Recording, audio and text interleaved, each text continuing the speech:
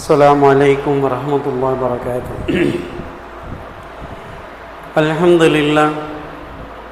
الحمد لله الذي هدانا لهذا نحمده ونستعينه ونستغفره ونؤمن به ونتوكل عليه ونعوذ بالله من شرور أنفسنا ومن سيئات أعمالنا من يهد الله فلا مضل له ومن يضلل فلا هادي له.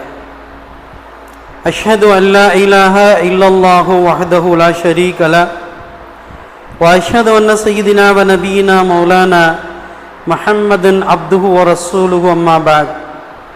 قال الله تبارك وتعالى في محكم تنزيل وفي الفرقان المجيد بعد أعوذ بالله من الشيطان الرجيم بفضل بسم الله الرحمن الرحيم. هو الذي خلق لكم ما في الأرض جميعا ثم استوى إلى السماء فسواهن سبع سماوات وهو بكل شيء عليم. صدق الله العلي العظيم وصدق رسول النبي الكريم ونحن على ذلك من الشاكرين والشاهدين والحمد لله رب العالمين. رب اشرح لي صدري ويسر لي أمري واحلل عقدة من لساني ويفقهوا قولي ربي زدني علما وارزقني فهما. اللهم صل على سيدنا محمد طب القلوب دوائها وعافية الأبدان وشفائها ونور الأبصار وضيائها وعلى آله وصحبه وبارك وسلم عليه. புகழ் அனைத்தும் அல்லாஹ் ஒருவனுக்கே உரித்தாகட்டுமாக. அவனுடைய சலாத்தும் சலாமும் கருணையும் ஈடேற்றமும் நமது நாயகம் நற்குணத்தின் தாயகம் நபிகளங்கள் பெருமானார் ரசூலே அக்ரம் தாஜிதாரே மதீனா சர்வரே காயினார் ஸல்லல்லாஹு அலைஹி வஸல்லம் அவர்கள் மீதும் அவர்களுடைய தோழர்கள் குடும்பத்தினர்கள் சஹாபாக்கள் தாபீன்கள் தபா தாபீன்கள் ஷுஹதாக்கள் அவுலியாக்கள் குறிப்பாக மூமின்களான முஸ்லிம்களான நம் அனைவர் மீதும் இன்றும் என்றும் உண்டாகட்டுமாக. அல்லாஹ் ஜல்லஷானு வ தஆலா மனித இனத்தை படைத்து அதிலும் குறிப்பாக தன்னுடைய நேசத்திற்கும் நெருக்கத்திற்கும் உரித்தான முஹம்மது ஸல்லல்லாஹு அலைஹி வஸல்லம் அவருடைய சமுதாய மக்களை படைத்து அவர்கள் வாழ்கின்ற நெறிமுறைகளையும் சொல்லி தந்திருக்கிறார். இன்றைய தேதியில் மனிதனுடைய பார்வையில் இன்னொரு மனிதன் எவ்வாறு வாழ்ந்து கொண்டிருக்கிறான் என்று பார்த்தால், பொது நலன் கருதி வாழ்வதை விட சுயநலன், நானாக வாழ்ந்து நானாக மரணிக்க வேண்டும் என்கிற எண்ணத்தில் மனிதன் தள்ளப்பட்டிருக்கிறார். அந்த வகையில் உலகளாவிய விஷயத்தில் இன்றைக்கு மனிதர்களுக்கு கேடு விளைவிக்கக்கூடிய பொருட்களில் ஒரு 10 பொருள் சொல்றாங்க. 10 பொருள்ல முக்கியமான ஒரு பொருளாக இருக்கக்கூடியது சுற்றுச்சூழல் சீர்கேடு. ஒரு மனுஷன் இவன் வாழ்றான் அப்படிங்கிறது மட்டும் இல்லாம இவனுடைய வாழ்க்கைக்காக வேண்டி பிறருடைய வாழ்க்கையை கெடுக்கிறது. வெளிப்படையான உதாரணம் சொன்னோன்னு சொன்னா புகைப்பிடிக்கிறது சொல்லலாம். புகைப்பிடிக்கிறது எந்த உலகத்திலையும் பொது நலன் கருதக்கூடியவர்கள் புகைப்பிடிங்கன்னு சொல்லவே மாட்டாங்க. ஏன் அவ்வளவுக்கு போகணும்? அந்த புகைப்பிடிக்கக்கூடிய சிகரெட் பாக்கெட்லயே என்ன போட்டிருக்கான்? அந்த cigarette smoking is injurious to ஹெல்த்னு போட்டிருக்கான். உங்களுடைய ஆரோக்கியத்திற்கு கேடுன்னு போட்டிருக்கான். முந்தி எல்லாம் சின்னதாக போட்டிருப்பான். எப்பன்னு சொன்னால், நான் சொல்றது 30 வருஷத்துக்கு முன்னாடியே இந்த புகையிலை பொருட்கள் வியாபாரத்துக்கு வரணும்னு சொன்னா அதில் எப்படி போட்டிருக்கனே, இது உங்களுடைய உடல் நலத்திற்கு கேடு அப்படின்னு சொன்னா தான் விற்கிறதுக்கு அனுமதி கொடுப்பான், லைசன்ஸ். அப்பதான் அந்த சிகரெட் விற்க முடியும். இது உங்களுடைய உடல் நலத்திற்கு கேடு அப்படின்னு சொல்லி போட்டிருப்பான். ஆனா புகை பிடிக்கிறவன் யாரும் அதை படிக்கிறது கிடையாது. அவன் அந்த பாக்கெட்டில் உள்ள பேரே பார்க்க மாட்டான். அவனுக்கு என்னன்னா, அவனுக்கு அந்த நேரத்தில் ஒரு மதம் இருக்கும், வாங்கணும், பத்த வைக்கணும், இழுக்கணும், அப்படித்தான் இருக்கான். அவன் அந்த சிகரெட்டில் உள்ள பேரை கூட பார்க்க மாட்டான். அது சொல்றோம்ல, உணவுப் பொருட்கள் நீங்கள் உட்கொள்ளக்கூடிய பொருட்களுடைய தேதியை பார்த்து வாங்குங்கன்னு சொல்லி தேதியை கூட பார்க்க மாட்டான். அது எப்போ உருவாக்கினா என்ன கேடு வந்தா என்ன பரவாயில்ல, நான் அந்த நேரத்தில் இழுக்கணும். இது எந்த அளவிற்கு இந்த சுகாதார கேடு போயிருக்கிறது என்றால், சிகரெட் ஒரு மனிதன் புகைக்கிறான் என்றால் அவன் புகைக்கிறான், அவனை விட 10 பேருக்கு கேடு. அதனாலதான் சொல்லுவாங்க, நீங்க புகை பிடிக்கிறதா இருந்தால் பொது இடத்துல பிடிக்காதீங்க. நீங்க கூட சில இடங்கள்ல முக்கியமான அரசு அலுவலகங்கள், வழிபாட்டு தலங்கள், இது மாதிரியான பொது இடங்கள்ல புகைப்பிடிப்பதற்கு தடைன்னு போட்டிருப்பான். ஏன்னு சொன்னா, இவன் ஒருத்தன் பிடிக்கிறவன் இருப்பான், பிடிக்காதவங்க 9 பேர் இருப்பான்.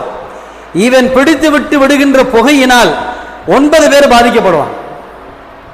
அவர்கள் இதை சர்வசாதாரணமாக சுவாசித்து அவருடைய சுவாச குழையில இந்த புகை போய் அவங்களுக்கு கேடு விளை. குடிக்கிறவன் குடிச்சு கேடு வந்து செத்தா பரவாயில்ல, இவனால இன்னும் 10 பேர் சாவறான். அப்ப இது சுகாதார சீர்கேட்டில் முதல் இடம் வகிக்கக்கூடியது புகைப்பிடித்தல். அதுக்கு அடுத்து ஒன்று பார்க்கிறோம், மது அருந்துதல். அங்கே எழுதியிருப்பான், மது வீட்டுக்கு நாட்டுக்கு உடலுக்கு கேடுன்னு எழுதியிருப்பான். அதை யார் படிக்கிறா? அது கண்ணிலே தெரியாது. இவன் தான் கொடுக்கிறவன் மூஞ்சியே பார்க்கறது இல்லையே.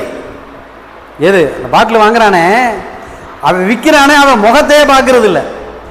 ஏன்னா பெரும்பாலும் குடிக்கிறவன் வீட்டுக்கு தெரியாம குடிப்பான், பொண்டாட்டிக்கு தெரியாம குடிப்பான், முதலாளிக்கு தெரியாம குடிப்பான், ஊர் மக்களுக்கு தெரியாம குடிப்பான். குடிச்சா அந்த குடிக்கிற விஷயம் வெளியே தெரிஞ்சா ஒற்றை வார்த்தையில உலகம் சொல்லிடும், நீ குடிகார பையன்னு சொல்லிடுவான். இது ஒன்றும் பெரிய மோசமான வார்த்தை இல்லை. ஆனா அந்த வார்த்தையை தாங்கிறதுக்கு முடியாம தான் முக்காடு போட்டுட்டு போய் குடிக்கிறான். நீ செய்யறது அயோக்கியத்தலன்னு தெரியுது, முக்காடு போட்டிருக்க. தைரியம் இருந்தா முக்காடு போடாம அந்த குடிக்கிற மதுவை வெளிரங்கமாக பகிரங்கமாக தெருவிலே வாங்கி வந்து நான் குடிக்க போகிறேன், மனைவிட்டையும் ஊர் மக்கள்கிட்டையும் சொல்லிட்டு குடிச்சு பாருங்களேன், யாருக்கும் தைரியம் வராது. ஏன்? இது கேடான விஷயம்னு தெரியும், ஆனா குடிக்கிறான். நான் யார் என்று வெளியில தெரியாம இருந்தாலும் பரவாயில்ல, முக்காடு போட்டுட்டு குடிக்கிறான். ஒரு ஊர்ல குடியை தடுக்கிற அதிகாரி ஒருத்தனை போட்டாங்க.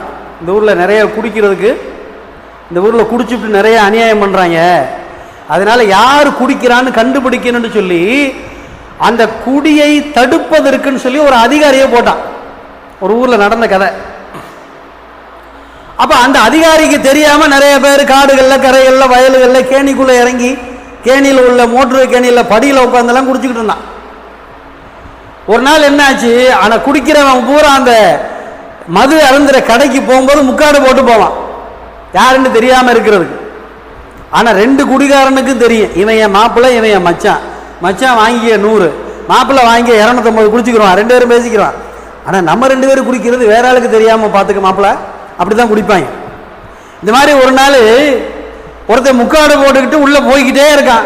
இவன் யாரா இவ்வளவு பெரிய முக்காடு போட்டு போறான் அப்படின்னு சொல்லி அந்த ஊர்ல இருந்து 2 பேரும் ஃபாலோ பண்ணிக்கிட்டே போறான். ஃபாலோ பண்ணிக்கிட்டே போய் இவன் முகம் அவனுக்கு தெரியாம அவன் முகம் இவனுக்கு தெரியாம கடைசியில வாங்குற இடத்துல போய் காசை கொடுத்து பாட்டிலாம் வாங்கியாச்சு. அந்த முன்னாடி போன முக்காடு இருக்குல்ல, அது யாருண்டே தெரியலையே, கொஞ்சம் இருறா மாப்பிள்ள யாருன்னு பார்ப்போம் அப்படின்னு கொஞ்ச நேரம் காத்திருந்து அந்த குறிப்பிட்ட அந்த முக்காடை போட்ட ஆசாமியை பின்பற்றி போய் அவன் முக்காடை எடுத்துட்டு பார்த்தா யாரு குடியை தடுக்கிறதுக்காக போட்ட அதிகாரி இருக்கா பாருங்க, அவன் வாங்கிட்டு போறான். புரிஞ்சு போச்சா? சொல்லுவான்ல, எவன் குடிக்கிறானா அவனா பார்த்து திருந்தினா தான் குடியை நிறுத்த முடியாம தவிர வேற ஆள்கிட்ட சொல்லி இது குடிக்கிறத கேடு அப்படின்னு சொல்லி எல்லாம் தடுத்து நிறுத்த முடியாது. அவருக்கா ஏதாவது ஒரு உடல்நல பாதிப்பு வந்து ஒரு நாளைக்கு ஏதாவது ஒன்று கையை காலை இழுத்துக்கிட்டு அல்லது எங்கிட்டாவது இருமல் நிற்காம போய் மண்டையில் 4 பேர் தட்டி தூக்கிட்டு போய் மருத்துவமனையில் போட்டதுக்கப்புறம் மருத்துவமனையில் அவர் பண்ணுறதெல்லாம் பண்ணி பார்த்துட்டு செண்டால பாவி குடிக்கிறியான்னு கேட்பான். யார்? டாக்டர். கொஞ்சம் கொஞ்சம் குடிப்பேன் சார், வாரத்துக்கு ஒரு வாட்டி குடிப்பேன் சார், இப்படியே கொஞ்சம் கொஞ்சமாக டெய்லி குடிக்கிற அளவுக்கு வந்துட்டேன் சார் அப்படின்னு அங்கே சொல்லுவான். அங்கே சொல்லுவான் உண்மையெல்லாம், ஏன்னா டாக்டர்கிட்ட போய் சொன்னால் செத்து போயிடுவான். கொஞ்சம் கொஞ்சமாக குடித்தேன், வாரத்துக்கு ஒரு வாட்டி குடித்தேன், இப்போ டெய்லி குடிச்சிக்கிட்டு இருக்கேன்னு சொன்னவொடனே டாக்டர் சொல்லுவான், இப்போ நேற்று குடிச்சி இல்லை அத்தோட அவன் குடியை விட்டுரு, இன்னைக்கே நாளைக்கே குடிச்சேன்னு சொன்னால் உன்னை தூக்கிட்டு போயிடுவாங்க, எங்கே குறைக்கிறதுக்கு எரிக்கிறதுக்கோ தூக்கிட்டு போயிடுவாங்க அப்படின்னு சொன்னவொடனே அச்சுச்சோ இவ்வளோ பெரிய பாதிப்பாக வந்துருச்சுன்னு சொல்லி அப்புறம் இவர் என்ன செய்வார், குடியை மறக்கிறதுக்கு யோசனை கேட்பார். அது வரைக்கும் சொல்றதெல்லாம் எவன் என்ன சொன்னாலும் என் முதுகுக்கு சொல்லு என் இதுக்கு சொல்லுன்ட்டு போயிடுவான்.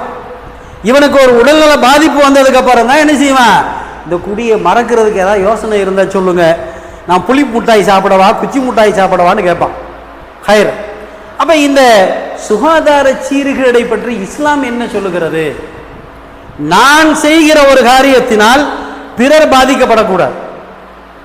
நான் செய்கிற ஒரு காரியத்தினால பிறர் பாதிக்கப்படக்கூடாது என்பதில் இஸ்லாம் கண்ணும் கருத்துமாக இருக்கிறது. இந்த பூமி உள்ள மக்கள் நல்லபடியாக வாழணுங்கிறதுக்காக வேண்டி பூமியை படைத்த இறைவன் இருக்கிறானே, அவன் ஒரு 5 விஷயத்தை படைச்சு வச்சிருக்கான். என்னென்னு சொன்ன, நீர், நிலம், நெருப்பு, பஞ்சபூதங்கள்னு சொல்லுவாங்க. என்ன சொல்லுவாங்க? பஞ்சபூதங்கள்னு நம்மளுடைய சகோதரர்கள் சொல்லுவாங்க. நிலம், நீர், காற்று, ஆகாயம், நெருப்பு. இந்த 5 பொருள் பொதுவானது. இதை விலை கொடுத்தெல்லாம் வாங்க முடியாது. நம்மளை படைச்ச அல்லாஹு தஆலா நம்ம மேல செஞ்ச பெரிய கிருபை என்னன்னு சொன்னா, காற்று, நெருப்பு, நீர் இது இருக்கே, இது இலவசம். எங்க போனாலும் காற்றை சுவாசிக்கலாம், எங்க போனாலும் தண்ணீர் குடிக்கலாம், எங்க போனாலும் ஆகாயம் நமக்கு மழை தருகிறது, நிலம் அது போல நம்மை தாங்குகிறது, நீர் நமக்கு கிடைக்கிறது. அப்ப இதுவெல்லாம் இறைவனால் நமக்கு கொடுக்கப்பட்ட மிகப்பெரிய உபகாரங்கள். இன்னைக்கு என்ன நடப்புன்னு சொன்னா, நம்முடைய காலங்களிலேயே இதுவரை நாம் பார்க்காத ஒரு காட்சியை பார்த்து கொண்டிருக்கிறோம். என்ன சொல்லுவீங்க தெரியுமா? மிகப்பெரிய கேவலம், குடிக்கிற தண்ணியை காசு கொடுத்து வாங்குறோம். இன்னைக்கு நம்ம காலத்தில் குடிக்கிற தண்ணியை காசு கொடுத்து வாங்குற ஒரு துர்பாக்கியமான நிலைக்கு தள்ளப்பட்டு இருக்கிறோம். இந்த நிலைக்கு என்ன காரணம் தெரியுமா? நாமும் நம்முடைய முந்தைய தலைமுறையினரும் குடிக்கிற தண்ணீரை வீணாக்குனதுனால இன்னைக்கு குடிக்கிற தண்ணிக்கு காசு கொடுத்து வாங்குறான். சர்வசாதாரணமாக பேருந்து நிலையங்கள்ல, ரயில் நிலையங்கள்ல, விமான நிலையங்கள்ல, அல்லது எங்கேயாவது 4 பேர் சந்திக்கிற இடத்துல தண்ணி இருக்கான்னு பார்க்குறான். இல்லாட்டி 10 ரூபாய் விட்டு எறிஞ்சிடறா, பாட்டில் தண்ணி தருவான், வாங்கிட்டு வாடா. என்னைக்காவது நம்ம ஒரு 10-20 வருஷத்துக்கு முன்னாடி யோசிச்சு பாருங்க, தண்ணியை காசு கொடுத்து வாங்கியிருக்கோமா? பெரும் பெரும் நகரங்களிலெல்லாம் இன்னைக்கு என்ன நடக்குதுன்னு சொன்னா, அதாவது ஒரு நாளைக்கு 50 ரூபா குடி தண்ணிக்கு, ஒரு நாளைக்கு 50 ரூபா. அப்போ ஒரு மாசத்துக்கு 1500 ரூபா வெறும் குடிக்கிற தண்ணிக்கு மட்டும். நான் சொல்றது எல்லா உபயோகத்துக்கும் இல்லை, அத்தியாவசிய தேவையான உணவு சமைப்பதற்கும் குடிப்பதற்கும் ஒரு குடும்பத்திற்கு ஒரு நாளைக்கு 50 ரூபாய் என்றால், அப்ப இன்னும் இதர செலவுகளுக்கெல்லாம் பார்த்தா 200 ரூபாய்க்கு ஒரு நாளைக்கு தண்ணி வாங்குறான். ரொம்ப தூரமெல்லாம் போக வேணாம், நம்ம பக்கத்தில் உள்ள ஊர்களில் போய் பாருங்க. நகரங்களில் டாடா ஏசியில் தண்ணி கொண்டு வராங்க. ஒரு குடம் 10 ரூபா, ஒரு குடம் 10 ரூபா.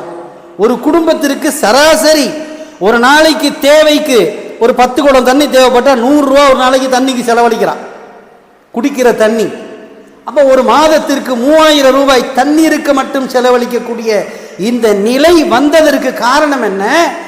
நாமும் நம்முடைய முன்னோர்களும் குடி தண்ணீரை வீணாக்கியதனால்.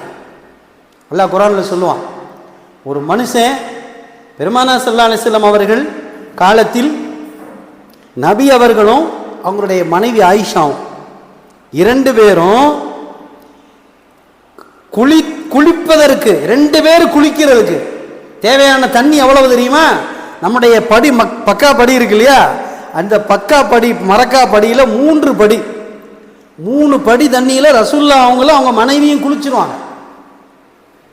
அன்னைக்கு தண்ணி பஞ்சமெல்லாம் இல்லை.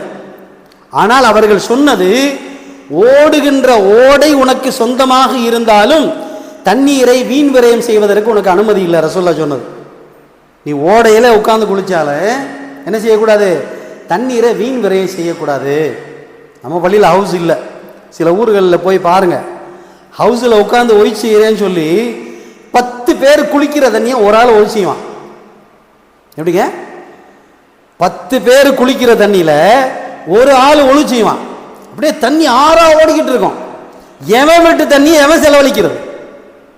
எங்கேயோ கரண்ட் வருது, எப்படியோ தண்ணி வருது இல்லை. ஒவ்வொரு சொட்டு தண்ணி இருக்கும், அல்லாட்ட பதில் சொல்லணும்.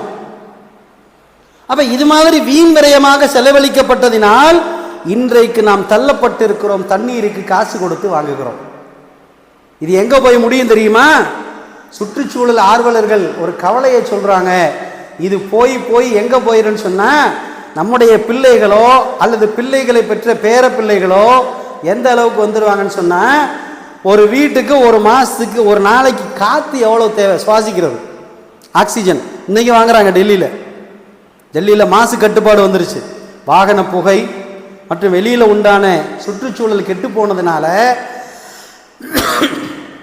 வெளியில் உள்ள காற்று சுவாசிக்கிறதுக்கு தகுதி இல்லாமல் போனதுனால பெரிய பெரிய நகரங்கள் எல்லாம் என்ன செய்யறான், ஒரு வீட்டுக்கு ஒரு நாளைக்கு எவ்வளோ காற்று தேவை, ஆக்சிஜன் எவ்வளோ. நம்ம ஊரில் தண்ணி கேன் வாங்குற மாதிரி அங்கே ஆக்சிஜன் வாங்கிட்டு இருக்கான். இன்னும் கொஞ்ச நாள் நம்ம ஊருக்கு அந்த நிலைமை வந்துடும். ஏன்?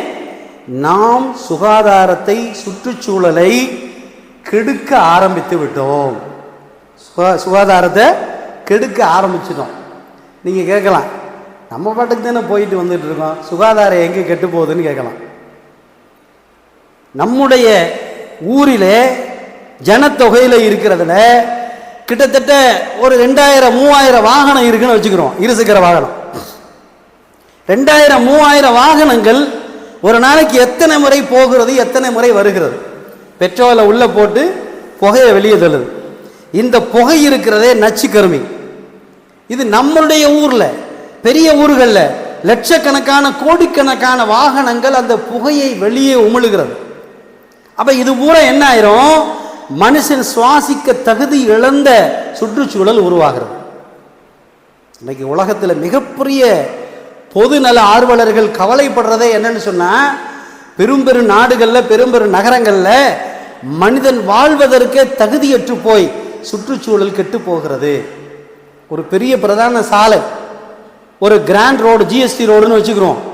அந்த பெரிய ரோட்டில் ஒரு நாளைக்கு ஆயிரக்கணக்கான வாகனங்கள் செல்லுகிறது என்று சொன்னால், அந்த வாகனங்கள் செல்லக்கூடிய சாலையின் இரு மருங்கிலும் இருக்கக்கூடிய வீடுகளில் இருக்கிறவங்க சுவாசிக்கிற காத்து அத்தனையும் நச்சுங்கிறான். இவன் போயிடறான் லேசா, கார் கண்ணாடி ஏற்றி விட்டு ஏசியை போட்டு விட்டு போயிடுறான். இந்த காரில் இருந்து வெளியாகக்கூடிய புகை இருக்கிறதே 100 பேரை கொல்லக்கூடிய விஷக்காற்றை வெளியே விடுகிறது. இப்படியெல்லாம் சுகாதார சீர்கேடு.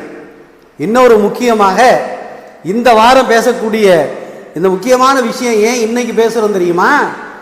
வாகன புகை எப்படி மனிதனுடைய சுற்றுச்சூழலை கெடுக்கிறதோ அதே போல இந்த நெருங்கி வரக்கூடிய வெடி போடக்கூடிய அல்லது வெடி மருந்துகளுடைய புகையினால் மனிதனுடைய சுற்றுச்சூழல் பாதிக்கிறது. நமக்கெல்லாம் தெரியும், நம்முடைய தமிழகத்தில் ஒரு கிராமத்தில் கிட்டத்தட்ட 25-30 ஆண்டுகளாக அந்த மக்கள் ஊர் கட்டுப்பாடு போட்டிருக்கிறாங்க. எங்க ஊருடைய எல்லைக்குள்ள எந்த வெடி மருந்தும் உபயோகிக்க மாட்டோம்.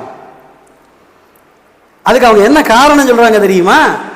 எங்கள் ஊரில் எத்தனையோ மரங்கள் இருக்கிறது, அந்த மரங்களில் நூற்றுக்கணக்கான பறவைகள் வசிக்கிறது. இந்த பறவைகளுக்கு இந்த வெடி மருந்து அலர்ஜி, அதுக்கு ஆகாது. அதனால எங்களுடைய ஊரை பொறுத்தவரை கடந்த 35 ஆண்டுகளாக வெடியே நாங்கள் போடுவதில்லை. பறவைகளுக்கு நன்மை விளைவிப்பதற்காக வேண்டி நாங்கள் அதை தடுத்து வைத்திருக்கிறோம் என்று நாம் வாழக்கூடிய இதே தமிழ்நாட்டில் ஒரு ஊரிலே கட்டுப்பாடு விதித்து வாழ்ந்திருக்கிறார்கள். வெடி போட்டால் தான் பெருநாள், வெடி போட்டால் தான் திருநாள் இல்லை. இதில் கேவலம் என்ன தெரியுமா? மிகப்பெரிய கேவலம் என்ன தெரியுமா? வெடியை வெடிக்க வேண்டியவர்கள் ஒருவர் இருக்க, களிமா சொன்ன வீட்டு நண்டு சுண்டல்லாம் வெடிச்சுக்கிட்டு தெரியுது. இது மிகப்பெரிய கேவலம் இல்லையா? தீபாவளிக்கும் துப்பட்டிக்கும் என்ன சம்பந்தம்னு கேட்டார் நேற்று ஒருத்தர். கடை வீதிகளில் ஷாப்பிங், அவர்கள் ஏதோ வருடத்திற்கு ஒரு முறை வியாபாரம் செய்கிறார்கள், தேவையானதை வாங்குகிறார்கள், விற்கிறார்கள். அவர்களுடைய திருநாள் பெருநாள் அவர்களுடையது, நாம் குறை சொல்லவில்லை. இந்த கடை வீதியினுடைய கலாச்சாரம் இந்த தீபாவளி ஷாப்பிங்குக்கும் திப்பட்டிக்கும் புர்காவுக்கும் என்ன சம்பந்தம் இருக்கிறது? இவங்க ஏன் போறாங்க? அந்த கூட்ட நெரிசல், அந்த வியாபாரிகளுடைய டென்ஷன் என்ன தெரியுமா? நாம் போட்டிருக்கிற இந்த முதலீடை எடுக்க முடியுமா, எடுக்க முடியாதா? அவங்களுக்கு அவ்வளோ நெருக்கடி. இந்த மழை பெய்யுது, அவங்க வட்டிக்கு காசு வாங்கிட்டு வந்து என்ன செய்கிறாங்க? அந்த முதல்ல போட்டு வியாபாரம். வீட்டுக்கு போ. வீட்டுக்கு போங்க. அந்த வியாபாரிகளுடைய நெருக்கடி என்னன்னு சொன்னா, போட்டிருக்கிற முதலீடை தேர முடியுமா? லாபம் தேவையில்லை, லாபமே அவங்க எதிர்பார்க்கல. போட்டிருக்கிற முதல்ல நஷ்டமாயிராம இருக்கணும், அவங்க கொடையை பிடிச்சிட்டு உட்கார்ந்துருக்கிறாங்க. அப்படி இருக்கிற நிலைமையில வருஷத்துக்கு ஒரு வாரத்துக்கு அவங்க செய்யற அந்த வியாபாரத்தில், அந்த நெருக்கடிகள்ல அவர்கள் பார்த்து விட்டு சொல்லக்கூடிய காட்சிகளை நாம் பார்க்கிறோம். அவர்களுடைய அந்த மதத்தை சார்ந்தவர்கள் அவர்கள் ஏதோ வாங்குகிறார்கள், கொடுக்கிறார்கள், அவருடைய பெருநாள் திருநாள் அவர்கள் போகிறார்கள். இங்கே இஸ்லாமியர்களுக்கு என்ன வேலை? 10 மணி நேரம் ஒரு முஸ்லீம் ஆம்பளை என்ன செய்யறாரு? எங்க வீட்டுக்காரமா தீபாவளி பர்ச்சேஸ் வைக்கமா இல்ல? யாருங்க? ஒரு களிமா சொன்ன முஸ்லீம் ஆம்பளை சொல்றாரு, எங்க வீட்டுக்காரங்க தீபாவளி பர்ச்சேஸ் போய். ஆட அறிவு கட்டவனே, உனக்கும் தீபாவளிக்கு என்ன சம்பந்தம் இருக்கு? அவங்க போயிருக்காங்கன்னா அவங்களுக்கு புத்தி சொல்லி வீட்டில் உட்கார வைக்க உங்களுக்கு தைரியம் இல்லை? நீங்க தானே கணவனா இருக்கிறீங்க. இல்லை கையெழுத்து போட்டதுல இருந்து மான ரோச சூடு சொரணம் எல்லாத்தையும் வித்துட்டீங்களா? கையெழுத்து போடும்போதே சொன்னார், கல்யாணத்துக்கு புக்கில் கையெழுத்து போடும்போதே, நான் இந்த பெண்ணை கல்யாணம் முடித்து என்னுடைய மானம் சூடு சொரணை அந்த பிள்ளை வீட்டுக்கு போக சொல்லுங்க.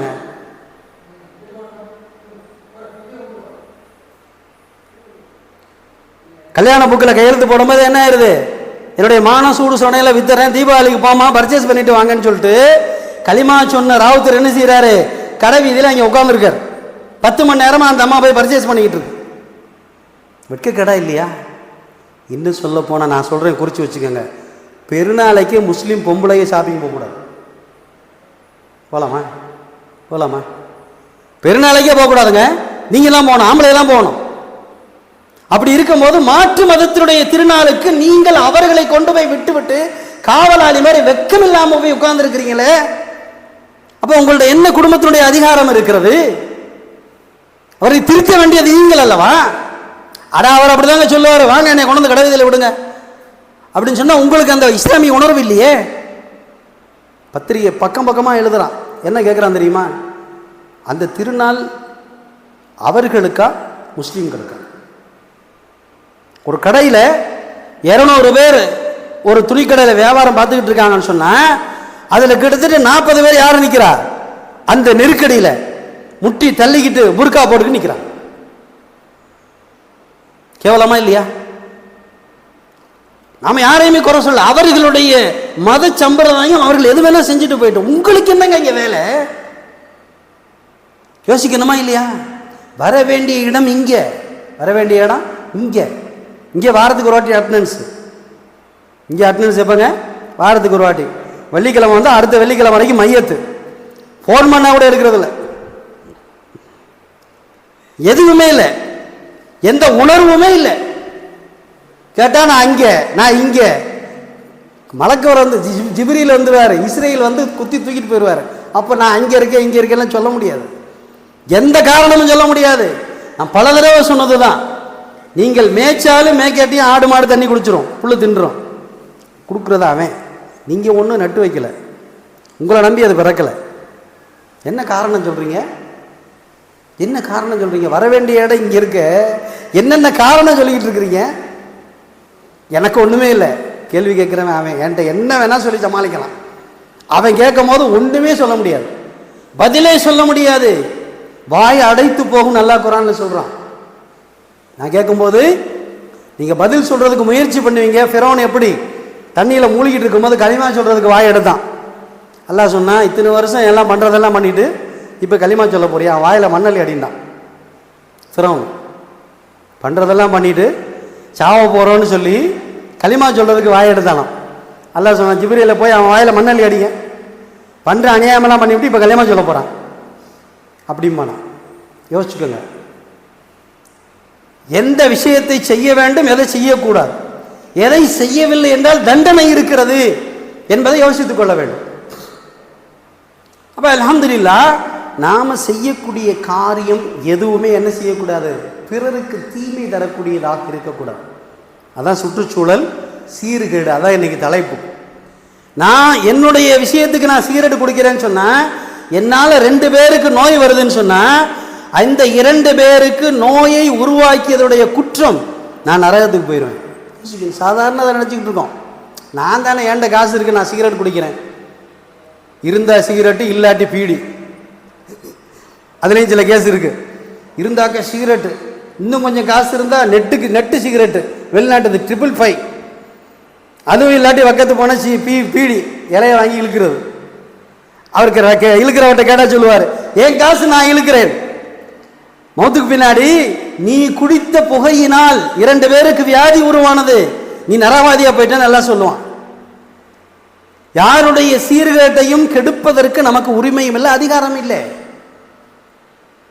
உரிமை இல்லை, அதிகாரம் இல்லை. பார்த்தாலாம் ஓடாது, போட்டாத்தானே ஓடாது. அப்ப நாம நினைச்சு கொண்டிருக்கிறோம் என்னுடைய அதிகாரம், நான் குடிக்கிறேன் அப்படின்னு சொல்லி. அப்ப யாருடைய இயற்கையோ அல்லது யாருடைய பொது வாழ்க்கையோ கெடுக்கிறதுக்கு யாருக்கும் உரிமை இல்லை. அப்ப இன்னைக்கு நம்ம என்ன யோசிக்கணும், இந்த வெடிப்பொருட்கள் இருக்கிறதே, இது யாராக இருந்தாலும் சரி. இன்னைக்கு கவர்மெண்ட் என்ன சொல்றான், அது வெடி போடுறதுக்கு டைம் போட்டிருக்கான். சாயந்தரம் 7லேருந்து 8 வரைக்கும் வெடிக்கணுமா. யாரு 7லேருந்து 8 வரைக்கும் வெடிக்கணுமா. அந்த 1 மணி நேரத்தை தவிர மிச்சம் 23 மணி நேரம் வெடிக்கிறான். நீ என்ன சொல்றது, நான் என்ன கேட்கறது? அவளை கேட்க மாட்டாங்க, அதெல்லாம் தடுக்க முடியாது. அரசாங்கம் என்ன சொல்லுது, மாலை 7 மணி முதல் 8 மணி வரை வெடி போடலாம், ஆஸ்பத்திரி கிட்ட போடக்கூடாது, பொது இடங்கள், வழிபாட்டு தலங்கள், அது பள்ளிவாசலாக இருக்கட்டும், சர்ச்சாக இருக்கட்டும், கோயிலாக இருக்கட்டும், எதுக்கு பக்கத்துலையும் வெடி வெடிக்கக்கூடாதுன்னு சொல்கிறாங்க. இங்கே என்ன நடக்குது, பள்ளிவாசல் பக்கத்தில் தான் வெடி நடக்குது. வெடிக்கிறது பூரா களிமா சொல்ல விட்டு குஞ்சுக. யோசிங்க, அல்லாட்ட பதில் சொல்லணும். அல்லாட்ட என்ன ஒரு வாரத்தை சொல்லிடுறோம் தெரியுமா, என் பிள்ளை ஆசையாக கேட்டேன், என் பொம்பளை பிள்ளை என் பேரம்பேத்தி ஆசையாக கேட்டுச்சுங்க, அதனால சின்ன வெடி வாங்கி கொடுத்தேன்னு சொல்கிறோம். ஒரு உதாரணம் சொல்லவா, ஒரு பிள்ளைக்கு காயம் பட்டுருச்சு, புறையோடு போயிடுச்சு, ஆஸ்பத்திரி கூட்டு போகிறோம். அதை என்ன சொல்கிறான், இதை க்ளீன் பண்ணணுங்கிறான். க்ளீன் பண்ணால் என்ன செய்வான், ஒரு டிஞ்சர் ஊற்றுவான். அந்த காயத்தில் அதை ஊற்றுனா பொங்கி வரும். பொங்கி வந்தால் அதை பஞ்சு வச்சு அழுத்தி தொடப்பான். அப்போ இந்த காயம்பட்ட பிள்ளை கதறி அழுகும். இப்போ இவர் செல்லமாக அவர் ஐயா என்ன சொல்கிறாரு, என் பிள்ளைக்கு டிஞ்சர்லாம் ஊற்றாதிய, பஞ்சு வச்செல்லாம் துடைக்காதிய, அப்படியே இருக்கட்டும். அப்படின்னா காலை முனங்கால வரைக்கும் வெட்டணும். அப்படி தான் இருக்குது. என் பேரம்பேத்தி செல்லமாக கேட்டாக கொஞ்சோன்னு வெடி வாங்கி கொடுத்தேன், பொட்டு வெடி தான் வாங்கி கொடுத்தேன், ரோல் வெடி, எதுக்குமே அனுமதி இல்லை. எதுக்குமே நம்முடைய இஸ்லாமிய வீடுகளிலிருந்து சத்தம் வரக்கூடாது. இது ஷரியத், நான் சொல்கிறது. இது செஞ்சுட்டு போங்க, அதை பற்றி ஒன்றும் பிரச்சனை இல்லை. செஞ்சீங்கன்னா அல்லாட்ட பதில் சொல்லணும். நம்ம சட்டத்தை சொல்கிறோம். இஸ்லாமிய வீடுகளிலிருந்து நானோ என் பிள்ளைகளோ என் பேரம்பேத்திகளோ என்ன செய்யக்கூடாதுங்க, ஏன்னா அது அவங்களுக்குள்ளது, அப்படித்தானே. அப்போ அதை எதுக்கு நாம் செய்யணும்? ரசூலுல்லாஹ் தெளிவாக சொல்லிட்டாங்க, மன் தஷப்பஹ மின்கும் ஃபஹுவ மின்கும்.